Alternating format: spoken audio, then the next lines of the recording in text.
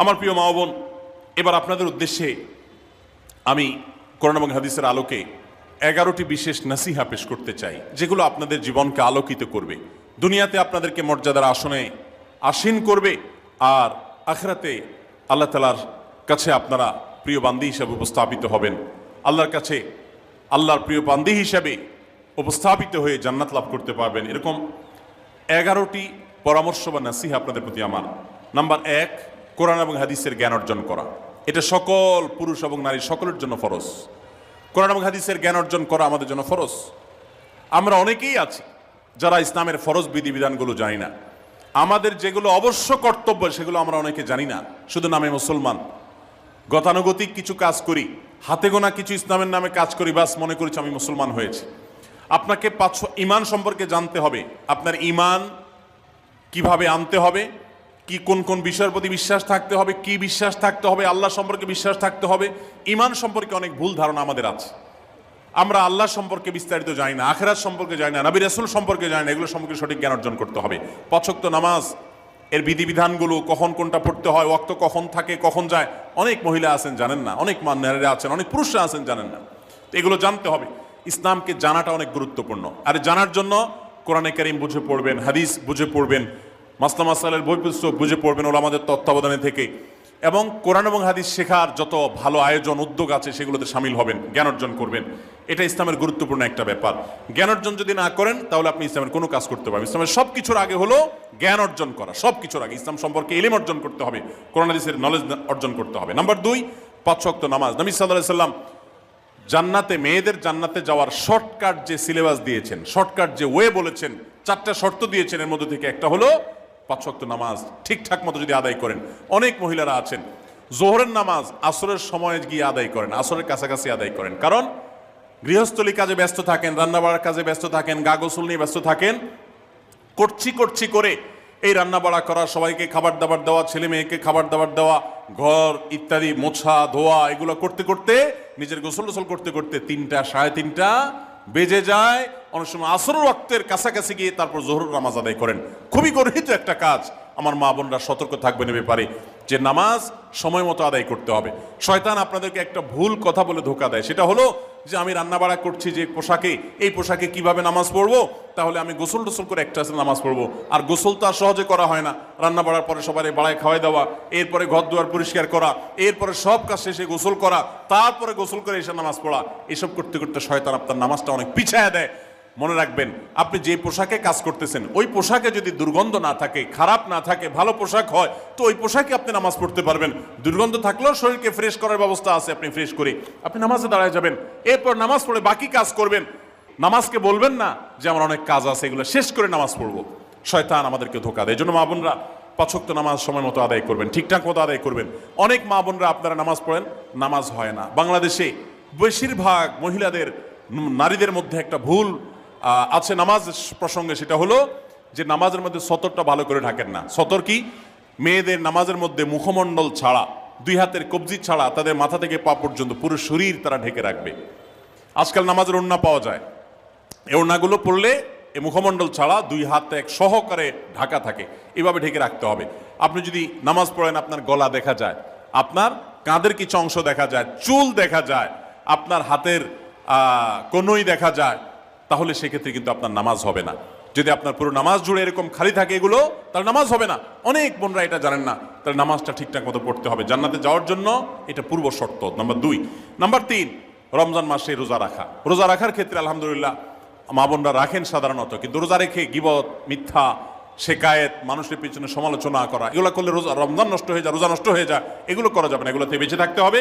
সেই সাথে অনেক মা বোন আছেন, একটু সন্তান গর্ভে আসছে, কিন্তু সন্তান দুধ কিংবা সন্তান দুধ পান করে, এই অজুহাত দিয়ে তিনি দেখা যায় যে রমজানের রোজা ঠিক মতো রাখেন না। এটা ভুল। বরং সামান্য একটু ঠুনকো অজুহাতে রমজান রোজা বাদ দেওয়া যাবে না। যতক্ষণ পর্যন্ত শক্তি সামর্থ্য আছে রমজান রোজা ঠিক মতো রাখতে হবে। নাম্বার 3। 4 নম্বর হলো স্বামীর আনুগত্য করা। আমি সবসময় বলি এটা হলো মহিলাদের জন্য তিতা করল্লার আমল। তিতা করল্লা দিয়ে জুস বানায় খাওয়ানো, এটা যেরকম কষ্টের কাজ মানুষের জন্য, ঠিক একইভাবে মহিলাদের জন্য স্বামীর কথা শোনাটা এরকম কষ্টের কাজ। অনেক মহিলা আছে নামাজ পড়তে রাজি আছি, রোজা রাখতে রাজি আছি, তাসবিহ তাহলিল করতে রাজি আছি, কোরআন পড়তে রাজি আছি, মগর পুরুষের স্বামীর কথা শুনবো না। কেন তার কথা শুনবো কেন? আমি কি কম বুঝি? এই মানসিকতা আজ পশ্চিমা অপসংস্কৃতির যে ছোঁয়া আমাদের সমাজে এসেছে, লেগেছে, এটার কারণে আমাদের মা বোনদের মধ্যে তৈরি হয়েছে। এটা কখনো আমাদেরকে সুখী করতে পারে না। একটা ছোট মুদি দোকানেও একজনকে দায়িত্বশীল মানতে হয়, একজন মালিক হয়, আরেকজন অধীনস্থ হয়, একজন ম্যানেজার হয়, আরেকজন তার কর্মী হয়। এতটুকু চেইন অফ কমান্ড যদি ঠিক না থাকে, তাহলে একটা ছোট দোকানও সুশৃঙ্খলভাবে চলতে পারে না, সেটাও বিশৃঙ্খল হয়ে যাবে। তাহলে একটা সংসার, একটা পরিবারে একজনকে মুরব্বী না মানলে কিভাবে সেটা চলতে পারে? অবশ্যই একজন নারী তার স্বামীকে অভিভাবক মানবেন, মুরব্বী মানবেন, তাকে মেনে চলবেন। শুধু ইসলামই বলে নেই, পশ্চিমা দুনিয়ার মানুষরাও স্বীকার করে। সব একটা আত্মজীবনীমূলক লেখা ধারাবাহিকভাবে বাংলাদেশে একটি জাতীয় গণমাধ্যমে প্রকাশ হয়েছে অনেক বছর আগে, আমি পড়েছি। সেখানে তিনি পরিষ্কার করে বলেছেন যে আমার দাদি নানীরা পারিবারিক জীবনে যতটা সুখী ছিল, এখন আমাদের স্ত্রী, আমাদের মেয়েরা ততটা সুখী না।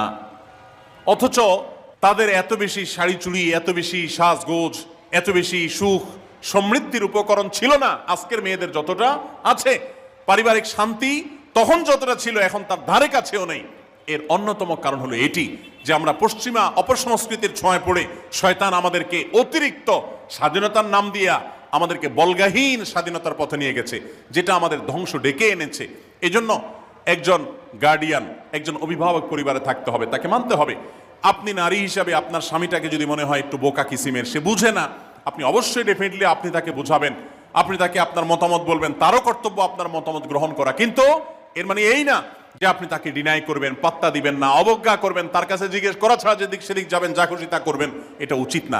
আপনার জান্নাতে যাওয়ার প্রয়োজনে ওই যে তিতা করল্লা বলেছি, সে যদি কোনো দিক থেকে তাকে মানতে আপনার কষ্ট হয়, আপনার থেকে সে পিছিয়ে আসে বুদ্ধিতে জ্ঞানে, তারপরে একটু কষ্ট করে ঢোক গিলেন, একটু কষ্ট করে সবর করেন, শুধুমাত্র জান্নাতের আশায় আল্লাহ তাআলা আপনাকে মর্যাদা দিবেন, দুনিয়াতে বড় করবেন, আখিরাতে বড় করবেন। অনেক সময় দেখা যায় পুরুষতান্ত্রিক সমাজে আমাদের দেশে দেখা যায় যে পুরুষদের নানা অনাচারে মেয়েরা অতিষ্ঠ হয়। একটু সবর করেন, সন্তান সন্ততি বড় হবে, তখন আর পুরুষের এই সমস্ত জুলুম থাকবে না, পুরুষ তখন দৌড়ের উপরে থাকবে।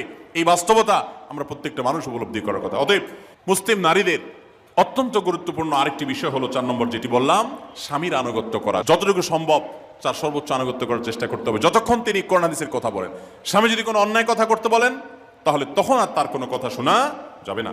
নাম্বার 5, একজন মুসলিম নারীর জন্য তার ইজ্জতের হেফাজত অত্যন্ত গুরুত্বপূর্ণ ব্যাপার। এমন একটা সমাজে আমরা বসবাস করতেছি, পাঠ্য বইয়ে শিক্ষার নামে আমাদের সন্তানদের চরিত্র নষ্ট করে দেওয়া হচ্ছে, বিবাহ বহির্ভূত সম্পর্ক করতে তাদেরকে উস্কানি দেওয়া হচ্ছে, শিক্ষার নামে কুশিক্ষা দেওয়া হচ্ছে, যার কারণে আমার সন্তান নষ্ট হয়ে যাচ্ছে। এই জন্য আমি বলি, এমন যুবক, এমন যুবতী আজকাল সোনার হরিণ হয়ে গেছে। হাজারে 10 জন যুবক পাওয়া যাবে কিনা সন্দেহ, যেই যুবক বুকে হাত রেখে বুক টান টান করে আল্লাহর শুকরিয়া আদায় করে বলতে পারবে তার যৌবনে কোনো হারাম স্পর্শ সে করে নাই, কোনো হারামের কাছে সে যায় নাই, তার চরিত্রকে সে হেফাজত করেছে, কোনো গুনাহে সে লিপ্ত হয় নাই, এরকম কথা বলার মতো যুবক খুব বেশি নাই আমাদের সমাজে। ধ্বংস করে ফেলা হয়েছে বিনোদনের নামে, শিক্ষার নামে, নানা নামে। এগুলো আমাদের দেশের সংস্কৃতি ছিল না। এদেশের মুসলমান তো বটে, এদেশের হিন্দুরাও পারিবারিক এই বন্ধনের মধ্যে থেকে তারা তাদের চরিত্রকে হেফাজত করে বৈবাহিক সম্পর্ক ছাড়া কোনো প্রকার সম্পর্কের মাধ্যমে তাদের যৌন আকাঙ্ক্ষাকে মেটায় না।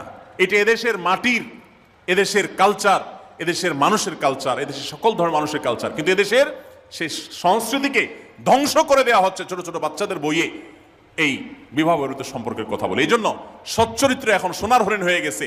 নবী সাল্লাল্লাহু আলাইহি সাল্লাম বলেছেন, মাইয়াজমান লি মা বাইনা লিহিয়াইহি ওয়া মা বাইনা রিজলাইহি আদমান লাহুল জান্নাহ। যে ব্যক্তি তার 2 চোয়ালের মাঝখানের অঙ্গ অর্থাৎ মুখ, আর যে ব্যক্তি তার 2 রানের মধ্যবর্তী অঙ্গ, তার লজ্জাস্থানকে হেফাজত করবে, অন্যায় খাতে ব্যবহার করবে না, এটার সংরক্ষণের দায়িত্ব এবং গ্যারান্টি যে ব্যক্তি নিজের ব্যাপারে নিজে নিবে, নবী সাল্লাল্লাহু আলাইহি ওয়াসাল্লাম বলেছেন, আমি তার জন্য জান্নাতের দায়িত্ব নিয়ে নিলাম। যে এটা 2টার দায়িত্ব নিতে পারবে, আমি তার জান্নাতের দায়িত্ব নিলাম। এবং নবী সাল্লাল্লাহু আলাইহি ওয়াসাল্লাম আরো বলেছেন, আকসারু মা ইউদখিলুন নাস আন-নার, মানুষকে সবচেয়ে বেশি জাহান্নামে নিয়ে যায় কোন জিনিসে? আল ফামু আল ফরজ, এই 2টি অঙ্গ, মুখ এবং লজ্জাস্থান। এই জন্য মা বোনরা, অনেকে আপনাদেরকে অনেক প্ররোচনা দিবে, অনেক গুনাহের পথে আহ্বান করবে। আপনাদের মেয়েরা স্কুল কলেজে পড়তে গেলে সেখানে অনেক অন্যায় আবেদন শুনবে, হারামের আহ্বান শুনবে। তাদেরকে সুশিক্ষা দিবেন যে আল্লাহ তাআলা তোমাকে যে চরিত্র দিয়েছে, এই যৌবন দিয়েছে, এটাকে যেখানে সেখানে ব্যবহার করলে হবে না। কিয়ামতের ময়দানে যুবকদেরকে আলাদা করে জিজ্ঞাসা করা হবে, তোমার যৌবনকালে কি করছো সেটা বলো, বুড়া বয়সে এসে কি করছো এটা ইম্পর্টেন্ট না, যৌবনকালে কি করে আসছো সেটার হিসাব দাও। যৌবনকে হেফাজত করার গুরুত্ব এত বেশি, আল্লাহ আলাদা করে জিজ্ঞাসা করবেন। এই জন্য মা বোনদের কর্তব্য তাদের মেয়েদেরকে, ছেলেদেরকে অসৎ চরিত্রতা থেকে হেফাজত করবেন, সংরক্ষণ করবেন, তাদেরকে বুঝাবেন, তাদেরকে সেভাবে বড় করবেন যে বিয়ে শাদীর মাধ্যমে, সাংসারিক জীবনের মাধ্যমে তোমরা তোমাদের এই জীবনকে তোমরা উপভোগ করবে। আল্লাহ তাআলা তোমাদের জন্য যে নেয়ামত রেখেছেন সেই নেয়ামত তোমরা পাবে, কিন্তু অবৈধ উপায়ে কখনো তোমরা সেদিকে পা বাড়াবে না। যারা বাড়ায় তাদের দুনিয়াতেই ধ্বংস হয়, আখিরাত তো আছেই। এই অবৈধ সম্পর্ক করে সুখে থাকে খুব কম মানুষ। যারা যত বেশি এই জগতে যায় তারা তত বেশি অসুখী থাকে দাম্পত্য জীবনে। অতএব একজন নারী তার 5 নম্বর গুরুত্বপূর্ণ বিষয় হলো তার ইজ্জতের হেফাজত, লজ্জাস্থানের হেফাজত এবং তার চরিত্রের হেফাজত। আল্লাহ তাআলা আমাদের মা বোনদেরকে সেই তৌফিক দান করুন। অনেক সময় দেখা যায় যে সবই ঠিক আছে, আপনি সোশ্যাল মিডিয়াতে পুরুষের ছবি দেখে, ভিডিও দেখে আপনি হারাম আনন্দ পাচ্ছেন। আপনি ইমোতে, হোয়াটসঅ্যাপে, মেসেঞ্জারে বিভিন্ন পুরুষের সাথে অপ্রয়োজনীয় চ্যাটিং করছেন, কথা বলছেন, এবং সেখানে এই বেহুদা কথা থেকে অনেক অনাচার হয়ে যায়, অনেক সংসার ভেঙে যায়, অনেক পরকীয়া হয়, অনেক সংসার ধ্বংস হয়। এই জন্য আল্লাহ বলেছেন আল্লাহ তাকরাবুজ জেনা, জেনার কাছেও যেও না, চ্যাটিংই করতে যেও না, কারণ করতে গেলে তুমি ডুবে যাবা, পরে ফিরে আসতে পারবা না। ভয়ঙ্কর এক গুহা এবং ভয়ঙ্কর এক জগৎ। তো এই পথ থেকে আমাদেরকে বেঁচে থাকতে হবে। আল্লাহ আমাদের তৌফিক দান করুন। নাম্বার 6, মা বোনদের জন্য গুরুত্বপূর্ণ বিষয় হলো সন্তানদের লালন পালন করা। আপনি বাজার থেকে 2-4 কেজি আম কিনে খাইছেন, এটাতে আপনি যতটা সুখী হতে পারবেন, আপনি যদি একটা আমের গাছ লাগাই দিতে পারেন তাহলে তার চাইতে অনেক বেশি সুখী হতে পারবেন, আপনি বেশি লাভবান হবেন, আপনি মনকে মন আম খেতে পারবেন, আপনার বংশধররা খেতে পারবে। নিজে আমল তো করবেনই মায়েরা বোনেরা, পাশাপাশি সন্তানদেরকে যদি আল্লাহ ভীরু বানান, মুত্তাকি বানান, পরহেজগার বানান, কোরআন হাদিস শিখান, তাদেরকে যদি পর্দা শিখান, তাদেরকে যদি চরিত্র হেফাজত শিখান, তাদেরকে যদি ভালো মানুষ বানানো শিখান, তাহলে আপনি আম গাছ লাগানোর মতো ফলের গাছ লাগাই গেলেন, সওয়াবের গাছ লাগাই গেলেন, দুনিয়া থেকে চলে যাবেন। নেক সন্তানের আমল যেগুলো আপনি শিখাই দিয়ে গেছেন, এগুলোর সব আপনি পেতে থাকবেন। ছেলেটাকে সূরা ফাতিহা নিজে শিখাবেন, মেয়েটাকে সূরা ফাতিহা নিজে শিখাবেন, নিজে ভালো করে শিখবেন, তাহলে মরণ পর্যন্ত এই ছেলে যতবার সূরা ফাতিহা পড়বে প্রত্যেক নামাজে আপনি কিন্তু সওয়াব পেতে থাকবেন, কারণ আপনি শিখাই দিয়ে গেছেন, আপনি শুরুটা করে দিয়ে গেছেন। এই জন্য মা বোনদের জন্য সন্তানদের লালন পালন করা, সন্তান দুধে ভাতে আছে কিনা, ভালো জামা কাপড় পরছে কিনা, এর চাইতে ইম্পর্টেন্ট হলো সন্তান আমার নামাজ পড়ছে কিনা, সন্তান আমার আল্লাহকে চিনে কিনা, সন্তান আমার কোরআন হাদিসের শিক্ষা পেয়েছে কিনা। সন্তান একজন স্কুলে যায় না, তার জন্য আমার মাথা খারাপ হলে, সন্তান একজন নামাজ পড়ে না এক ওয়াক্ত, তার জন্য আরো বেশি মাথা খারাপ হতে হবে।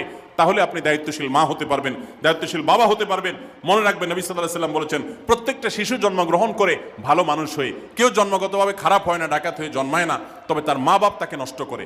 কারণ মা বাপ তাকে ঠিক মতো লালন পালন না করে, ভালো পরিবেশ দেয় না, খারাপ ছেলেফেলের সাথে মিশে, তখন সে নষ্ট হয়। এই জন্য আপনার দায়িত্ব সন্তান কার সাথে মিশছে, কোথায় যাচ্ছে, কি করতেছে, মোবাইলে কি দেখছে, সন্তানকে সময় দেন, মোবাইল টিপাটিপি বন্ধ করেন, তাদেরকে নিয়ে বসেন, তাদেরকে কথা শোনান, কোরআন হাদিস পাঠ করে শোনান, তাদেরকে ভালো পরিবেশ দেন, ভালো ফ্যামিলির, দিনদার ফ্যামিলির বাচ্চাদের সাথে তাদেরকে মিশান। ইনশাআল্লাহ আপনি আল্লাহর কাছে এর জন্য উত্তম বিনিময় পাবেন, সওয়াব পাবেন।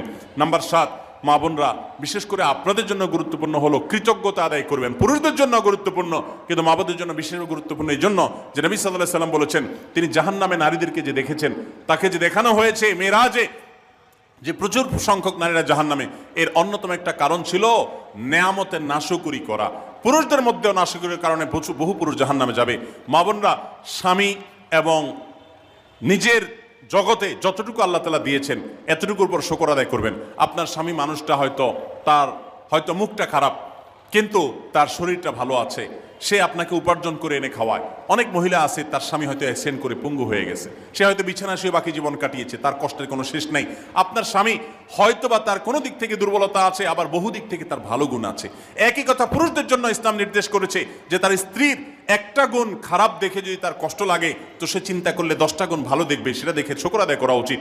এই শুকরিয়া আদায় করা ছাড়া পুরুষ হোক নারী হোক কে আল্লাহর প্রিয় বান্দা হতে পারবে না। এজন্য আল্লাহর কাছে শুকরিয়া আদায় করবেন। মায়েরা বিশেষ করে শ্বশুরের বাড়িতে যাওয়ার পর প্রথম অনেক কষ্ট হয়। আমি সবসময় বলি, শ্বশুর বাড়িতে যাওয়ার পর মেয়েরা আমাদের দেশে নানান জুলুম নির্যাতন সহ্য করতে হয়। শাশুড়ি বাঁকা চোখে দেখে, সব শাশুড়ি না, অনেক শাশুড়ি, অনেক সময় ননদরা বাঁকা চোখে দেখে, স্বামী লোকটা জ্বালায় নানাভাবে, দেবররা জ্বালায়, নানানভাবে মানুষ খোঁচাখুচি করে কষ্ট দেয়। একটু ধৈর্য ধারণ করেন, আল্লাহ তাআলা আপনার সংসারে যখন 2-4টা সন্তান দিবে, এরা যখন বড় হয়ে যাবে, এগুলো সব আপনার বাহিনী হয়ে যাবে, তখন দেখবেন ওই বুড়া আস্তে আস্তে চুপসে গেছে, বুড়ার বড় কোনো গলা নাই, বড় কোনো কথা নাই, কারণ পোলাপান সব মায়ের পক্ষে থাকে, বুড়া সব আস্তে আস্তে সাইজ হয়ে যায়। এই জন্য মা বোনরা সবর করবেন, ধৈর্য ধারণ করবেন, খবরদার ধৈর্য হারা হবেন না, শুকর আদায় করবেন। নাম্বার 8, কখনো মুখ খারাপ করবেন না, গালিগালাজ করবেন না, অভিশাপ দিবেন না। অনেক সময় পোলাপান একটু উল্টাপাল্টা করলে তাদেরকে অনেক মা অভিশাপ দিয়ে দেন, গজব ঠাডা দিয়ে দেন, বদদোয়া করেন, মুখ দিয়ে খারাপ কথা বলে ফেলেন। এগুলো খুব খারাপ জিনিস। নবী সাল্লাল্লাহু আলাইহি সাল্লাম বলেছেন, যদি কাউকে গজব ঠাডা দেওয়া হয় তো এটার উপযুক্ত না হলে যে দেয় তার উপরে এসে পড়ে, এরকম ভয়াবহ একটা বিষয়। এই জন্য কোন অবস্থাতে এগুলো যেন না হয়। এবং মেয়েদের জাহান্নামে যাওয়ার বেশি জাহান্নামে যাওয়ার অন্যতম একটা কারণ এটাও যে তাদের মধ্যে, অনেকের মধ্যে, আমি সবার কথা বলছি না, যে এই ধরনের গালিগালাজ করা, অভিশাপ দেওয়ার বদস্বভাব আছে। এই বদস্বভাব বহু পুরুষের মধ্যেও আছে, সবাইকে ছাড়তে হবে। নাম্বার 9, আত্মীয়তার বন্ধন রক্ষা করার পরে দায়িত্বশীল হতে হবে। স্বামীকে স্বামীর ভাই বোনের সাথে সম্পর্ক ভালো রাখতে কখনো বাধা দিবেন না। অনেক মহিলা আছে বোকার মতো কাজ করে। স্বামী যদি স্বামীর ভাইকে তার টাকা পয়সা দেয় সে অপছন্দ করে, স্বামী যদি স্বামীর বোনকে টাকা পয়সা দেয় সে এটাকে পছন্দ করে না, মা বাবার খোঁজ খবর বেশি নিলে তার কাছে ভালো লাগে না। এই মহিলা হলো নির্বোধ। কেন নির্বোধ? কারণ নবী সাল্লাল্লাহু আলাইহি সাল্লাম বলেছেন যে মান সাররাহু আন ইউবসাতা লাহু ফি রিজকিহি আও ইউনসালাহু ফি আথরি ফালিয়াসিল রাহিমা, যে ব্যক্তি চায় তার রিজিকে আল্লাহ বরকত দেখ, তার হায়াতে বরকত দেখ, সেই যেন রক্ত সম্পর্কে আত্মীয়দের সাথে সম্পর্ক বেশি ভালো রাখে। তাহলে আপনার স্বামীর রিজিক বেশি হোক, টাকা পয়সা বেশি হোক, তার হায়াতে বরকত হোক, এটা যদি আপনি চান তাহলে আপনি বরং তারা উৎসাহিত করা উচিত, তোমার ভাইটার খবর নাও, তোমার বোনটার বাড়িতে যাও, তোমার মা বাপের খেদমত করো, তাদের সাথে যত সম্পৃক্ত থাকবে আপনার স্বামীতে আল্লাহ তাআলা তত বরকত দান করবেন। এই জন্য তাকে সেটা করবেন। আবার পুরুষদেরও উচিত মেয়েদেরকে সুযোগ দেওয়া, তারা তাদের বাপ, মেয়েরও তো কর্তব্য আছে তার বাপ মার প্রতি, বাপ মার খেদমত করবে, বাপ মার জন্য হাদিয়া তোফা দিবে। অনেক পুরুষরা আছে মেয়েদের পাওনা অধিকারই দেয় না, হাদিয়া তোফা কোত্থেকে দিবে, তাদের মহরটাই দেয় না, তাদের হাত খরচ দেয় না। আলাদা কিছু হাত খরচ দেওয়া উচিত, যে তার মতো সে খরচ করবে, তার মা বাপের জন্য খরচ করবে, এগুলোর বিনিময়ে আমরা আল্লাহর কাছে জান্নাত পাবো। অতএব এই আত্মীয়তার সম্পর্ক রক্ষা করা গুরুত্বপূর্ণ। নাম্বার 10, সাদাকা করবেন। সাদাকা জাহান্নাম থেকে মুক্তির কারণ। নবী সাল্লাল্লাহু আলাইহি সাল্লাম জাহান্নামের পরে সতর্ক করেছেন আপনাদেরকে, আমাদের সবাইকে। অতএব সাদাকা দিলে জাহান্নাম থেকে মুক্তির একটা পথ আমরা পাই, সুগম হয়। এবং নবী সাল্লাল্লাহু আলাইহি সাল্লামের সময় মহিলা সাহাবীরা তাদের গহনা খুলে আল্লাহর রাস্তায় দান করতেন। এজন্য মসজিদ, মাদ্রাসা, বিভিন্ন গুরুত্বপূর্ণ যে দানের খাতগুলো আছে সেগুলোতে বেশি বেশি দান করবেন, বেশি বেশি আল্লাহর রাস্তায় ব্যয় করবেন, যতটুকু তৌফিক আছে ততটুকু। এখন মহিলারা দান করবে কোত্থেকে? পুরুষরা মহরের টাকাই পরিশোধ করে না, বেচারে দান করবে কোত্থেকে? এই জন্য পুরুষরা দায়ী হবে, এবং মহিলারাও তাদের মহরের টাকা যেন অনাদায় না থাকে, তারা যেভাবে চেষ্টা করলে হয় সেভাবে চেষ্টা করবেন, এবং তাদের হাত খরচ আলাদা দেওয়া উচিত, এবং তারা পর্দার মধ্যে থেকে তাদের মতো উপার্জনও করতে পারেন, সেটাও শরীয়ত তাদের জন্য সুযোগ রেখেছে। যেভাবে হোক তারাও সাদাকার চেষ্টা করবেন। 11 নম্বর সর্বশেষ হলো সময়ের অপচয় করবেন না। এখন এমন একটা সময় চলছে বেশিরভাগ মানুষ জাহান্নামে যাবে, যেই কারণে আজকের যুগে সবচেয়ে বেশি আমরা বিপদগামিতার মুখে যাচ্ছি, যে কারণে সেটার অন্যতম হলো এই স্মার্টফোনের অপব্যবহার। আমরা অনেকে আছি টেলিভিশনের বিভিন্ন সিরিয়ালে আসক্ত, অনেকে আছি বিভিন্ন নাটক সিনেমায় আসক্ত, অনেকে আছি ফেসবুক এবং ইউটিউব এগুলোতে আসক্ত। বিশেষ করে মা বোনদেরকে বলছি, অনেকেই আছেন এখনো রিমোট ছাড়া তার পেটের ভাত হজম হয় না, সারাদিন রিমোট হাতে বসে থাকেন, একটা পর একটা সিরিয়াল এবং চ্যানেল পাল্টাতে থাকে। মনে রাখবেন, সফল ইমানদার হতে হলে এই অনর্থক কাজ না ছাড়লে আপনি সফল ইমানদার হতে পারবেন না। অনেকে নামাজে পড়ে আবার সিরিয়ালও দেখে, অনেকে আছেন ফেসবুকে ঘন্টাকে ঘন্টা, ইউটিউবে ঘন্টা ঘন্টা সময় নষ্ট করেন। এর জন্য আল্লাহর কাছে জবাবদিহি করতে হবে। কিয়ামতের ময়দানে আল্লাহ তাআলা কয়েকটা প্রশ্ন উত্তর দেওয়া ছাড়া একজন মানুষকেও নড়তে দিবেন না। এর ভিতরে একটা হলো যে তোমার সারা জীবনে কি অর্জন করেছো। সময়ের অপচয় করা যাবে না। সময় হলো জীবনের সবচেয়ে মূল্যবান সম্পদ। অতএব আল্লাহ তাআলা আমাদের সবাইকে জীবনের এই অমূল্য সম্পদ সময়কে সংরক্ষণ করার তৌফিক দান করুন। মা বোনরা, আপনাদেরকে আমি আল্লাহর ওয়াস্তে উপদেশ করতেছি, যারা বদভ্যাস আছে ফেসবুক ইউটিউবে ঘন্টা ঘন্টা পড়ে থাকার, প্রয়োজনে এগুলো সব ডিলিট করে দেন মোবাইল থেকে। প্রয়োজনে আপনি এই মোবাইল বিক্রি করে বাটন ফোনে চলে যান। নিজের বদভ্যাসকে নিয়ন্ত্রণ করতে না পারলে প্রথমে চেষ্টা করেন, এরপর না পারলে প্রয়োজনে বাদ দিয়ে দেন। আল্লাহর জন্য যদি ত্যাগটা করেন, কি আমাদের বলতে পারেন, আল্লাহ গুনাহ থেকে বাঁচার জন্য, তোমাকে খুশি করার জন্য আমি স্মার্টফোন পর্যন্ত রাখি নাই, বাটন ফোনে চলে গেছি। আল্লাহ তাআলা খুশি হবেন ইনশাআল্লাহ বিইذনিল্লাহ। বহু মায়েরা তাদের সন্তান নষ্ট হয়ে যাচ্ছে এই মোবাইলের আসক্তি, সিরিয়ালের আসক্তির কারণে। তাদের স্বামীর সাথে সম্পর্ক নষ্ট হয়ে যাচ্ছে এই সমস্ত আসক্তির কারণে। অনেক গুনাহের পথে তারা চলে যাচ্ছেন এই সমস্ত আসক্তির কারণে। এই জন্য এগুলোকে নিয়ন্ত্রণ না করলে আপনি কখনো নেককার হতে পারবেন না। আপনার সন্তানকে মোবাইল দেখে খাওয়াবেন না, আমি আমার সন্তানকে মোবাইল দেখা খাওয়াই না। আমরা সব জায়গায় বলি মোবাইল দেখা, কার্টুন দেখায়, মোবাইল দেখায় বাচ্চাকে খাওয়াবেন না। বাচ্চা কাচ্চা এখন ক্রেজি হয়, আতপাগল কিসিমের হয়, জিদি হয়, বদমেজাজি হয়, ভাঙচুর করে। কেন হয়? কারণ সারাদিন আপনি ওর মোবাইলে কি দেখান? কার্টুন দেখান। কার্টুন মানে কি? মার মার, কাট কাট, হ্যাঁ, সবকিছু ধ্বংস করে ফেলা, গুলি করা, বোমা মারা, হ্যাঁ, সাপ হয়ে সব খেয়ে ফেলা, এটাই তো। এগুলো বাচ্চাদেরকে ক্রেজি করে, বাচ্চাদেরকে মানসিকভাবে অসুস্থ করে, ধ্বংস করে দেয়। তাদেরকে ফিজিক্যাল খেলাধুলা, শারীরিকভাবে করতে পারে এরকম খেলাধুলার ব্যবস্থা করেন, দৌড়াদৌড়ি করার ব্যবস্থা করেন। বাচ্চারা সুস্থ থাকবে, ভালো থাকবে। মোবাইল থেকে তাদেরকে বাঁচান, টেলিভিশন থেকে তাদেরকে বাঁচান, এবং কার্টুন থেকে, ভিডিও গেমস থেকে তাদেরকে বাঁচান। না বাঁচাতে পারলে আপনার দুনিয়া আখিরাত সব ধ্বংস হয়ে যাবে। অতএব আজকের এই মাহফিল থেকে আসুন, প্রতিজ্ঞা করি যে আমরা সময় নষ্ট করব না, সময়ের অপচয় করব না, প্রয়োজন ছাড়া মোবাইল হাতাহাতি ঘাটাঘাটি করব না, ঘন্টায় ঘন্টা মোবাইলকে সময় দিব না। অনেক মেয়েরা আছেন, অনেক পুরুষরা আছেন, এই একটি অপকর্মের কারণে তার শিক্ষা জীবন ধ্বংস হয়ে যায়, চাকরি নষ্ট হয়ে যায়, ব্যবসা লাডে উঠে, মা বাবার সাথে সম্পর্ক নষ্ট হয়, স্বামী স্ত্রীর সম্পর্ক নষ্ট হয়, সাংসারিক জীবন ধ্বংস হয়ে যায়, সবকিছু ধ্বংস হয়ে যায় শুধু এই মোবাইল ফোনের অনিয়ন্ত্রিত ব্যবহার করার কারণে। যারা মোবাইলকে নিয়ন্ত্রণ করতে পারেন না, ডাইরেক্ট হয়ে গেছেন, সারাক্ষণ হাতে মন চায়, তারা একটা শক্ত সিদ্ধান্ত নেন, প্রয়োজন আমি স্মার্টফোন বিক্রি করে দিব। 6 মাস 8 মাস আপনি কিছুদিনের জন্য, 1 বছরের জন্য বাটন ফোনে চলে যান, এরপর আবার ব্যাক করলে আশা করা যায় আল্লাহ আপনাকে হেফাজত করবেন। এবং ইসলামের নাম দিয়ে, অনেকে বলে আমি ইউটিউবে ওয়াজ শুনি, ফেসবুকে ওয়াজ শুনি, ওয়াজের নাম দিয়া আপনি যে কি করেন কি না করেন সেটা আপনার আরশের মালিক সবই জানেন। অতএব যে ওয়াজ শুনতে গিয়ে আপনার আকাম কুকাম করা লাগে, খারাপ জিনিস দেখা লাগে, ওই ওয়াজ শোনার কথা আপনাকে ইসলাম বলে নেই। আল্লাহ তাআলা আমাদের সবাইকে সবগুলো বিষয় আমল করার তৌফিক দান করুন। আমরা আবারও বলছি, আজকে আমাদের মা বোনদেরকে লক্ষ্য করে, বিশেষ করে যে 11টি করণীয় আপনাদের জীবনকে সোনালী জীবনে পরিণত করতে পারে, আপনাদের জীবনটাকে সমৃদ্ধ করতে পারে, সুখী করতে পারে, এবং আল্লাহর কাছে আপনাদেরকে জান্নাতের উপযুক্ত করবে। কিয়ামতের ময়দানে সুন্দর হাসি, সুখের হাসি, তৃপ্তির হাসি আপনাদেরকে হাসাবে ইনশাআল্লাহ। সেই 11টি নসিহা, সেই 11টি বিষয়ের প্রথমটি হলো কোরআন এবং হাদিসের জ্ঞান অর্জন করবেন। অনেক ভালো ভালো বই আছে কোরআন হাদিস ভিত্তিক, সেগুলো পড়বেন। দিন শিক্ষার যত আয়োজন আছে সেগুলোর সাথে সম্পৃক্ত হবেন। অনলাইনে অনেক কোর্স করা যায়, সেগুলোতে আপনি সম্পৃক্ত হতে পারেন। যেভাবে হোক আপনাকে কোরআন হাদিসের কথা জানতে হবে। আল্লাহ কি বলেছেন, রাসূল সাল্লাল্লাহু আলাইহি ওয়াসাল্লাম কি বলেছেন, মাসালা মাসাইল কখন কি করা উচিত, কোরআন হাদিসে কি বলা আছে, এগুলো জানতে হবে আপনাকে। যতটুকু সম্ভব জানার চেষ্টা করবেন। নাম্বার 2, 5 ওয়াক্ত নামাজ সঠিকভাবে আদায় করবেন, সময় মতো আদায় করবেন। জোহরের ওয়াক্ত বাসার কাজ কাম শেষ করে গোসল করে একেবারে 3টার দিকে একসাথে পড়বো, এটা করা যাবে না, বরং সময় মতো আদায় করতে হবে। এবং মেয়েদের যে সতর, এই সতর ঢাকার পরে সতর্ক থাকতে হবে।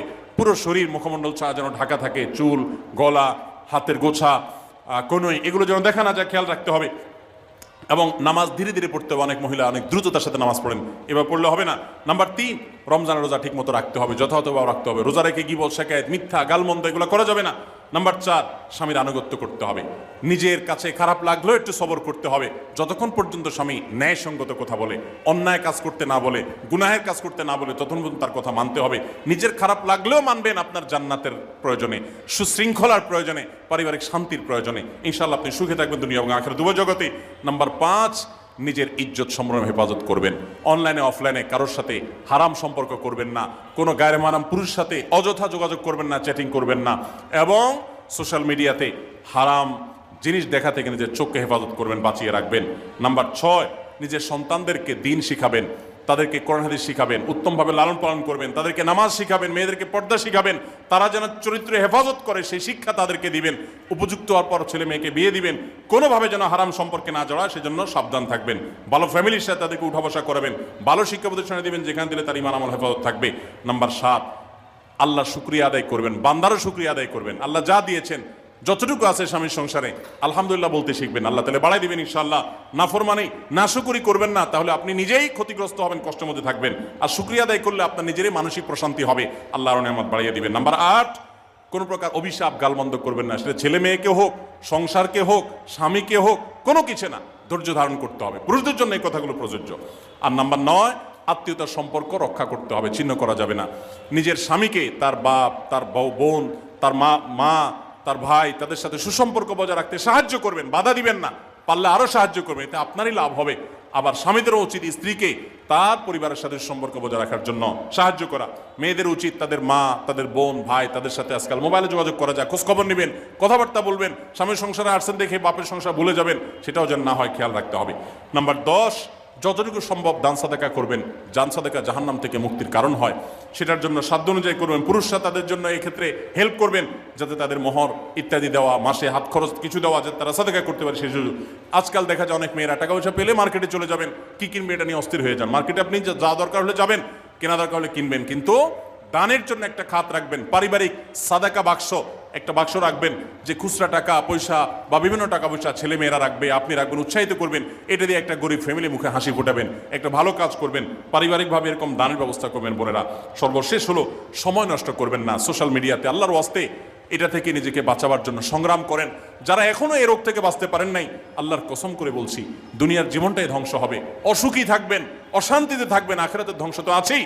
অতএব ফেসবুক, ইউটিউব, এটা যদি আপনাকে দেখতে হয়, খারাপ কিছু যেন না আসে সেভাবে ফিল্টার করে নেবেন, এবং নিয়ন্ত্রিত নির্দিষ্ট সময়ের বেশি দেখবেন না। 10 মিনিট সকাল দুপুর রাত, এর বেশি বিকাল, আমি এর বেশি দেখবো না। ঘন্টায় ঘন্টা টিপবেন না। অনেক মহিলা আছে স্বামীকে সময় দেওয়ার সুযোগ নাই, সন্তানের দিকে তাকাবার সুযোগ নাই, উনি টেলিভিশন এবং মোবাইলে আসক্ত, এবং এটা আমাদের সমাজকে ধ্বংস করে দিচ্ছে। নিজের ক্ষতি নিজে করছেন, নিজের পায়ে কুঠারাঘাত করছেন। আল্লাহ তাআলা আমাদের সবাইকে এই সব বিষয়গুলোকে মেনে চলে, এই 11টা পয়েন্টকে মেনে চলে আমাদের মা বোনদের জীবনকে সমৃদ্ধ করার তৌফিক দান করুন। আমাদের সবাইকে আল্লাহ তাআলা আমল করার তৌফিক দান করুন। জাযাকুমুল্লাহু খায়রা ওয়া আখিরু দাওয়ানা আনিল হামদুলিল্লাহি রাব্বিল আলামিন।